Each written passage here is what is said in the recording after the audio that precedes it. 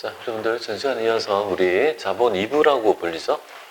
그러니까 이익잉여금 쪽에 얘기를 좀 해보겠습니다. 우리 일단은 처음에 이제 출자를 하죠. 출자를 해서 출자한 금액을 구분해요. 자본금, 자본잉여금, 자본조정 이렇게 세 개로 구분하고요. 그 다음에 이제 그 출자를 바탕으로 손익거래를 해요. 근데 손익거래 중에서 실현되었다고 보기 애매한 것들이 있다고요. 이건 완전히 이익이다 보기 애매한 것들을 유보하는 하나의 폴더가 기타 포괄 손익 누계액이다. 그죠? 여기에 있고, 여기에 매도 가능 증권 평가 손익이 가장 대표적이고 나머지 것도 있다는 정도 아시면 좋겠고요. 오늘 주된 주제는 바로 오늘 여러분들 이익잉여금 되겠습니다. 이익잉여금. 지금 우리는 어디를 지금 공부하고 있냐면요. 여기 보시면 자본거래가 이제 자본이 있고 자본잉여금 있잖아요. 자본금, 자본잉여금, 자본조정 이렇게 이제 그죠? 출자거래 이제 세 개로 구분하고요. 그 다음에 손익거래 중에서 기타 포괄 손익 중에 있죠. 그 다음에 이익잉여금 이렇게 있죠. 요걸 지금 공부한다 이렇게 보시면 돼요. 여러분이 알다시피 손익계산서의 경영성과는 재무상태표에 영향을 줍니다. 그래서 어떻게 주냐 하면 내가 장사해서 돈 벌었다면 나의 자본을 늘려주잖아요. 그죠? 날려준다고. 그건 아실 거라고 봐요. 우리 정기분 재무제표 고치는 연습을 했잖아요. 그래서 잘못된 손익을 그저 고쳐가지고 결국은 이익잉여금 처분계산서에 반영을 해서 결국은 2월 이익잉여금을 그죠? 제대로 반영된지를 확인해 보잖아요. 그죠? 그러니까 결국은 나의 손익이 결국은 나의 재무 상태에 영향을 준다는 건데요.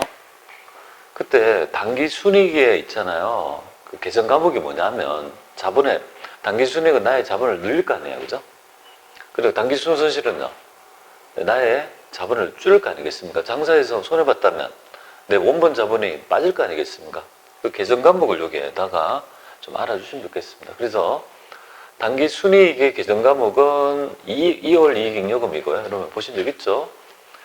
근데 우리가 이제 손실을 안 다뤄서 잘 낯설지만 계정 과목이 있죠. 어카운트가 여기 2월 이익잉여금이고 그다음에 단기 순손실의 계정 과목은요. 낯설어서 그래요. 2월 결손금이라는 있죠. 자본 계정이 있어요.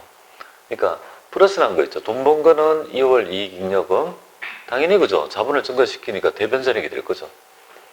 여러분들 대변 잔액이라는 거 확인했지 않습니까? 그때 우리 쭉쭉 꽂히면서 2월 이익잉여금이 대변의 자본 계정에 들어간다는 걸 알고 있지 않습니까? 근데 반대가 된 거는 2월 결손금이죠. 2월 결손금은 차변 잔액이에요. 왜 차변 잔액이냐면 자본 계정이 차변에 오면요. 자본을 감소시키자고 자본 계정이 대변에 오면요. 자본을 증가시키는 거 아니겠습니까? 그래서 이런 것도 좀 알아주시면 좋겠습니다. 2월 결손금도 있다. 아마 초급 과정이 아니고 고급 과정에서 제가 강의를 할 때 보면 2월 결손금이라는 계정이 있냐면 없다는 사람이 많아요. 왜냐하면 강의할 때 우리 기업은 영리를 추구하기 위한 거니까 아예 마이너스 단기 순손실을 생각을 안 하는 거예요. 그러다 보니까 잘 언급을 안 하다 보니까 한 번도 본 적이 없다 이렇게 하는데 아니고요. 네, 당연히 그죠? 2월 결손금도 있다는 거 말씀드립니다. 자, 그러면 이익잉여금은 뭐냐 하면 말 그대로 우리가 단기 순이익의 누적액이다 이렇게 불려요. 2월 이익잉여금은 단기 순이익 있죠. 누적 금액입니다. 누적액이다. 우리 이제까지 장사해서 벌어들였던 돈 있잖아요. 쌓아 있는 금액이다. 곡간이다 이렇게 보면 돼요. 우리가 수확한 그죠? 곡물에 대한 곡간이 2월 이익잉여금이다 이렇게 보시면 돼요. 근데 아직 뭐예요? 곡물이라고 보기 애매한 거 있잖아요. 뭐 이런 거 있잖아요. 나 잘 모르겠는데 뭐 이런 거 있잖아요. 중간에 그 탈곡하기 전 단계 정도 되는 거 있잖아요. 이게 아직 이렇게 추수는 했는데 아직 탈곡하려면 좀 익어야 되잖아요. 그걸 이렇게 하면 그 탈곡이 되는 거잖아요. 탈곡기에 돌리면. 그러니까 아직 쌀이라고 보기 애매한 중간쯤 애매한 거 있죠. 그게 바로 요거라고 보면 돼요. 기타 포괄손익 누계라고 보면 돼요. 뭔가 번금벗 같지만 아직 완전히 쌀이 안 된 거, 뭐 이런 것들을 그죠 유보해서 냅두는 계정이라고 보시면 되겠고, 완전히 뭔가 수확물, 돈 번 거를 그냥 2월 이익잉여금이다 이렇게 생각하시면 될 것 같아요. 근데 이익잉여금은 크게 두 가지로 나눠요. 기처분과 미처분은 나눠요. 그리고 미처분이 바로 배당의 재원이 됩니다. 이 부분이 여기서 이제 배당을 할 수 있는 재원은 요거다 이렇게 보면 돼요. 여기가 이제 배당의 재원. 배당의 재원이 된다. 배당을 할 수 있는 재원은 얘가 아니고 얘다. 그죠? 미처분 이익잉여금이다. 이렇게 보시면 돼요. 그러면 여기서 기처분과 미처분의 차이가 뭔지를 설명해 드릴게요. 이해를 좀 하시면 될 것 같아요. 이론 문제 잘 나오고요. 회계처리도 가끔 나오니까 한번 보세요. 여러분들 기처분이란 말은 그죠? 보세요. 이익잉여금을 기처분했다 이 말은 내가 국간에 번 돈 있잖아요. 처분했다. 그는 뭔가 용도가 있죠. 정해져 가지고 딱 정해져 있다. 그러니까 기처분이란 말은 배당하지 말라 이 말이에요. 배당하지 마라. 왜? 배당은 나눠주는 거잖아요. 주주들한테. 요거는 목적이 있으니까 배당하지 말고 딱 냅두래요. 목적이 있으니까 쓰지 말라 이 말이에요. 그리고 얘는 목적이 없으니까 그죠? 프리하게 배당할 수 있는 거다 이렇게 보시면 돼요. 그러면 왜 이런 제도가 있는지를 설명드릴게요. 여러분들 만약에 이걸 이익잉여금을 급이라고 생각할게요. 급여, 돈 번 거, 우리 근로를 제공하고 번 돈이라고 가정할게요. 급여라고. 나는 3년 있다가 결혼을 할 거라고 가정해봐요. 결혼할 거. 배우자가 있다. 결혼할 사람이 있다고 생각해봐요. 그래서 그러면 지금 번 돈을 다 쓰면 안 되죠. 내가 3년 뒤에 결혼하기 위해서 그 목적을 위해서 내가 번 돈을 다 쓸 수 없는 거잖아요. 그러니까 뭐 하죠? 급여 받으면 은행에다가 그만큼은 안 쓰고 적금 들죠. 적금. 그렇지 않습니까? 적금을 들잖아요. 적금에 가입해서 나중에 결혼 자금을 쓰려고 안 쓰는 거 있잖아요. 그 적금이잖아요. 적금. 돈 벌어서 적금 들잖아요. 그죠? 이 적금에 드는 이유가 내가 원하는 거를 그죠? 사기 위해서 적금에 드는 거예요. 그러면은 여러분이 보실 때 기업에서도 적금이라는 걸 비슷한 걸 들어요. 근데 기업은 적금이라고는 안 해요. 적금이라 안 하고 그냥 이름을 적립금이라고 해요. 적금인데 중간에 뭐 들어가요? 적금은 적금인데 중간에 적립금이라는 형태로 나타나죠. 그럼 여기서 이제 하나 알아야 될 거, 그죠? 모든 계정 과목에 땡땡 적립금이라는 말이 있으면 이름에 땡땡 적립금, 그럼 땡땡 적금이잖아요. 적금이잖아요. 적금. 그럼 걔의 출신지는 어디예요? 고향은? 돈을 벌었어야지 적금에 드는 거 아니에요. 그러니까 땡땡 적립금 하면 무조건 뭐예요? 이익잉여금이 출신지라고 보면 돼요. 뭔지 아시겠죠? 회계 1급은 그 정도 나온다고. 세무 2급도. 다음 중 계정 과목이 그죠? 잘못된 거, 성격이 다른 거. 그래서 법정 적립금, 임의 적립금, 그 다음에 사법정 적립금, 배당 평균 적립금 이렇게 하면서 마지막에 감자 차익 이렇게 나온다고요. 그럼 세 개는 적립금이 붙었잖아요. 세 개는 이익잉여금이 번져주고, 감자 차익은 어제 배우셨잖아요. 감자하면서 주주한테 그죠? 반환하지 않고 남아있는 것들이 감자 차익이고 더 주면 감자 차순이라고 했잖아요. 그건 자본 잉여금이 되죠. 이렇게 이제 구분을 하시면 될 것 같아요. 그죠? 이렇게 되겠죠. 근데 이제 우리 법에서 꼭 적립하라는 금액도 있고 임의적으로 프리하게 적립하는 금액도 있다라고 보시면 될 것 같아요. 그러면 중간에 이제 기타 법정 적립금도 있긴 하지만 적용 예가 없습니다. 그러니까 이제 모든 기업은 두 개밖에 없어요. 법정 적립금과 임의 적립금 이렇게 있습니다. 그러니까 법정이란 말은 법에서 정했다는 거, 임의라는 말은 기업이 스스로 그죠? 과도한 배당을 억제하고 적립을 해놨다가 뭔가 사업 등으로 사용하겠다는 거 아니겠습니까? 그러니까 가장 대표적인 부분이 뭐 사업확정 적립금이랄지 배당 평균 적립금이랄지 이런 임의 적립금이 나타나기 시작하는 거고요. 근데 이게 법정 적립금은 이제 시험에 나오죠. 네, 법정 적립금. 상품이 정했단 말이에요. 근데 이 법정 적립금의 계정 과목이 이익준비금이에요. 이익준비금이라는 계정이 있다고요.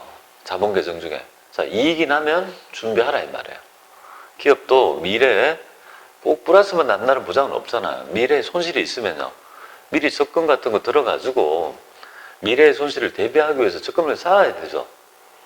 그래서 여기 바로 이익남은 준비한다. 이익준비금은 번지수가 어때요? 법정적립금의 또 다른 이름이고 계정과목명이고 요거는 번지수가 요거잖아요. 아니 이익이 있어야지 준비를 하지. 그죠? 그러니까 적립금이란 말이 있거나 이익준비금 이런 것들은요 전부 다 번지수가 다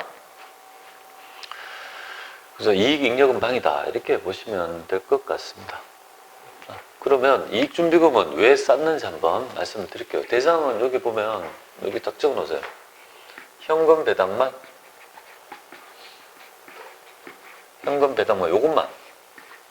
요것만 가능하고 주식 배당은요. 주식 배당은 대상이 아닙니다. 금리 현금 배당만 가능하고 주식 배당은 대상이 아니다 이렇게 보시면 돼요. 자, 이거는 왜 필요한지 상법에서 왜 그렇게 정했는지 한번 말씀드릴게요. 우리 어떤 목적을 위해서 돈을 그죠? 그 당시에 돈이 필요할 때 돈을 내라면 사람들이 안 내요. 기업도 마찬가지예요. 주주들은 유한 책임이라서 배당을 많이 받아 먹었고 회사가 어려울 때 받은 거를 좀 내라면 다시 토해내지 않습니다. 주주들은 그냥 자기의 배당 극대화에만 눈멀어 있는 거지 기업이 있죠. 위험하고 이런 건 별로 상관이 없어요.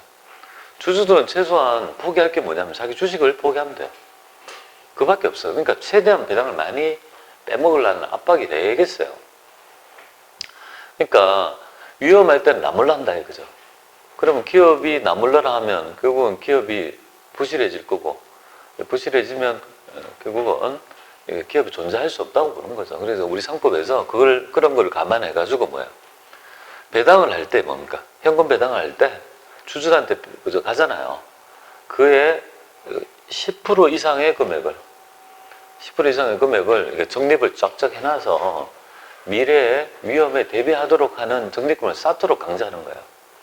그래서 요거는 대상이 자본금의 2분의 1에 달할 때까지 뭡니까? 결산시에 현금 배당이죠. 주식 배당은 안 해요. 주식 배당은 내부 거래이기 때문에 쌓을 필요가 없고 10% 이상의 금액을 이익준비금으로 적립해야 한다. 이렇게 규정해요. 그럼 예를 들어 볼게요. 이런 예를 여러분들이 보면 될 것 같아요. 우리가 이제 집들이 같은 거 가면은 이렇게 집들이 하면은 선물도 드리지만 거기 축하한다고 돈도 드리면 좋잖아요. 머리문에도 거기 자리를 준비한 그 안주인한테 있죠. 이렇게 돈 몇십만 원 드리고 오면 더 좋아하죠. 그런데 이제 그렇게 돼서 잘 먹고 돈을 내라면 실제로 돈을 내라 하면 각출하면 안 돼요, 사람들이. 돈 좀 내세요 하면 안 된다고요. 그럼 어떻게 되냐면 그걸 위해서 지급하기 위해서 보통 게임을 할 때 어떻게 해요? 만약에 이렇게 놀이를 할 때 돈 내기를 하면 10,000원 따면 1,000원 같은 거 1,000원 정도를 뭐야? 딱 띄놓는 거야. 20,000원 따면 그죠? 2,000원 띄고 10% 정도를 그 쫙 떼가지고 우리 예전에 보면 그거 모아가지고 과자도 사 먹고 뭐 했지 않습니까? 놀이할 때. 뭐 그거랑 비슷하다. 그렇게 보면 돼요. 직접 내라 하면 안 된다. 그러니까 우리가 배당할 때 10% 금액을 그죠? 배당할 때 10% 금액을 떼놨다가 그때 재원을 쓰겠다 이 말이에요. 우리 놀이할 때 10만 원 필요하면 10,000원 그죠? 10,000원 따면 1,000원 띄게 하고 20,000원 따면 2,000원 띄게 해서 다 모았다가 10만 원이 되면 그죠? 그걸 사용하면 되는 거 아니에요? 그거랑 비슷한 개념이라고 보시면 될 것 같습니다.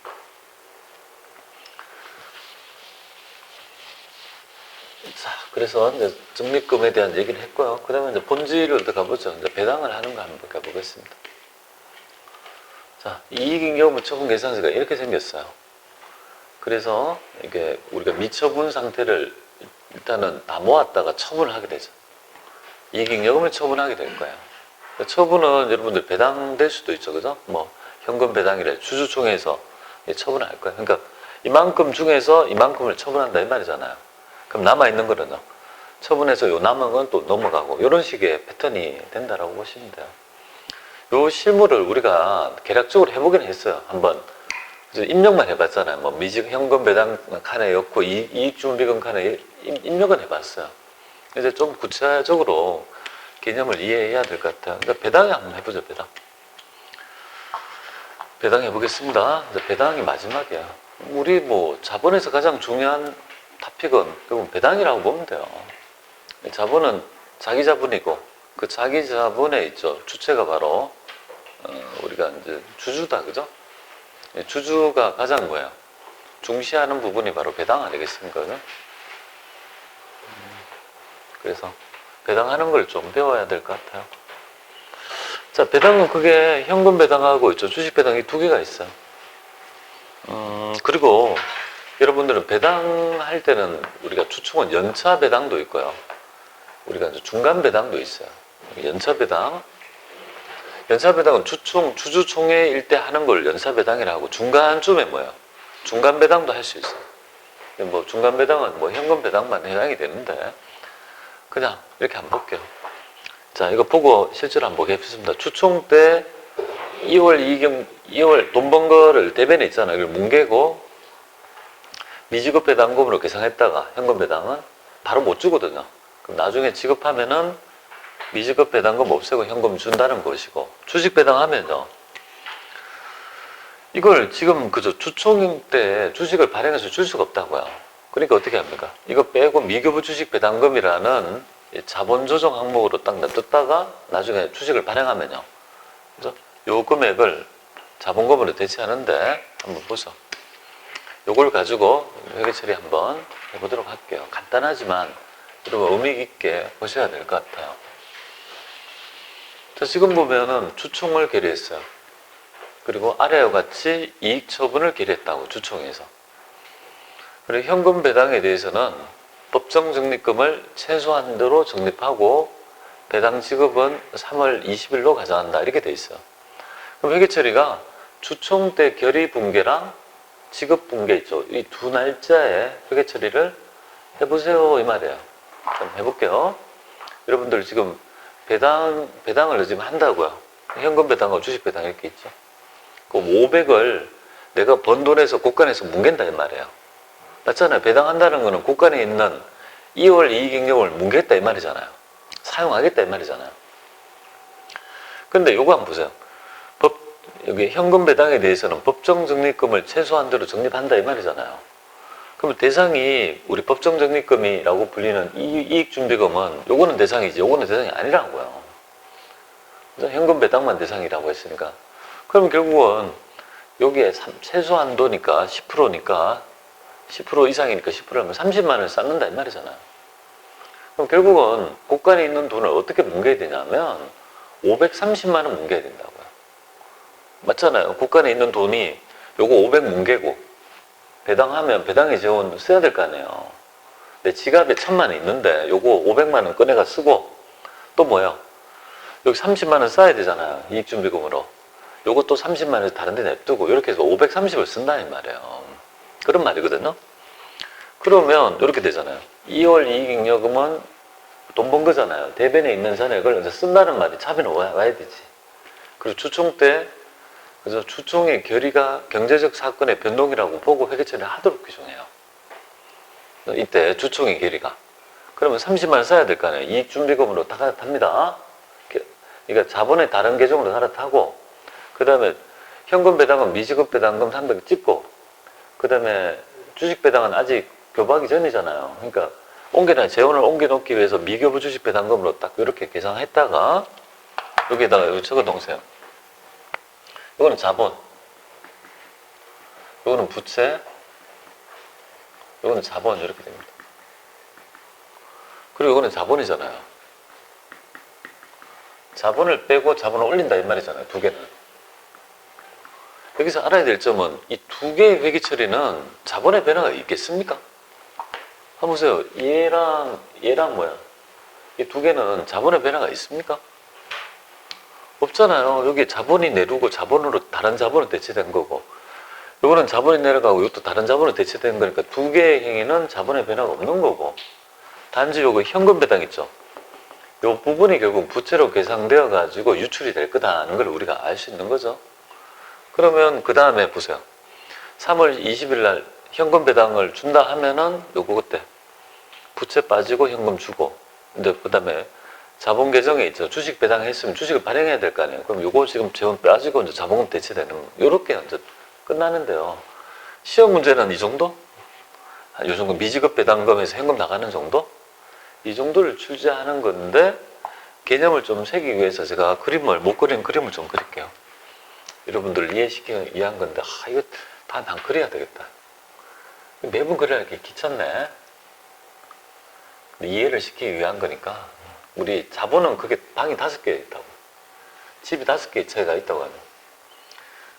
자본이라는 큰 성 안에는요, 집이 5채가 있다고 가정하면 돼요. 집이 5채, 이렇게 집이 5채. 집이 5채가 있습니다. 이렇게 딱 있고. 집이 5채가 있어요.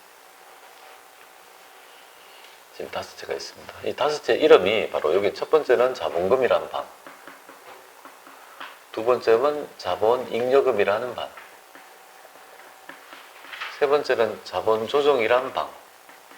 세 번째, 네 번째 방이 기타 포괄, 손익누계액이라는 기타 포괄이라는 방. 여기 바로 있죠. 이익잉여금 방인 거예요. 이렇게 5개로 구분되는 거예요. 방은 이해됐죠, 그죠? 됐잖아요. 그러면 이익잉여금이 창구라고, 쌀창고. 그래서 국간이잖아요. 돈 번 거를 쌓는 창구잖아요. 나머지는요. 그냥 다른 방이 있다고. 그런데 이익잉여금은 요 안에 방이 딱 2개가 있는 거예요.